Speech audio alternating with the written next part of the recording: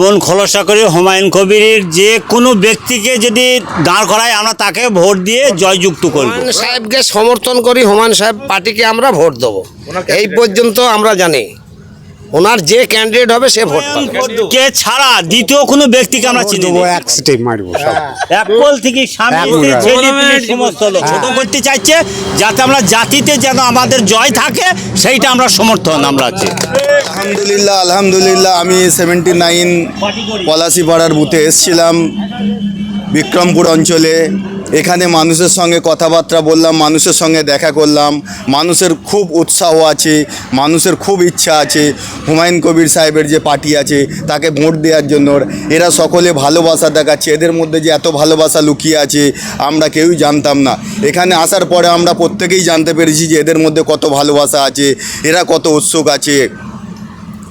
এই যে ৭৯ নম্বর বিধানসভায় যে জায়গায় আপনি প্রতিদ্বন্দ্বিতা করছেন, এই জায়গায় নিশ্চয়ই ভালো মন্দ কি প্রয়োজন আছে না আছে সেটা নিশ্চয়ই আপনি অভিবল হয়েছেন ইতিমধ্যেই। জিতলে আপনি কোন কাজটাকে আগে করবেন?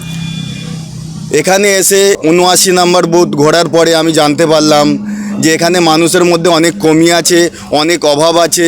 সেগুলো নিয়ে আমরা চিন্তা ভাবনা করি, যেমন রাস্তাঘাট আছে, বিদ্যুৎ আছে, তার সঙ্গে এখানে একটা বড় কলেজ নেই। ছেলেরা এখান থেকে অনেক দূরে যায় লেখাপড়া করতে, পড়াশোনা করতে। এই সব অনেক জিনিসের অভাব আছে। এখানে কোনো শিল্প নেই, এখানে ভালো চিকিৎসা নেই, এখানে শিক্ষার সুব্যবস্থা নেই।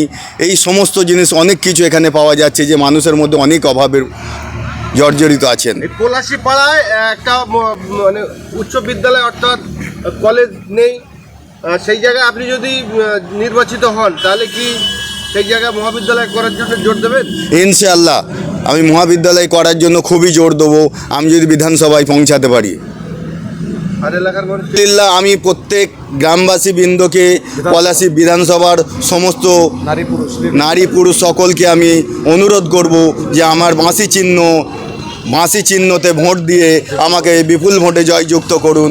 এই আপনাদের কাছে আমার অনুরোধ রইল। আপনারা সকলে দোয়া করবেন, সেবা করার সুযোগ দেবেন। ৭৯ নম্বর পলাশিপাড়া বিধানসভায়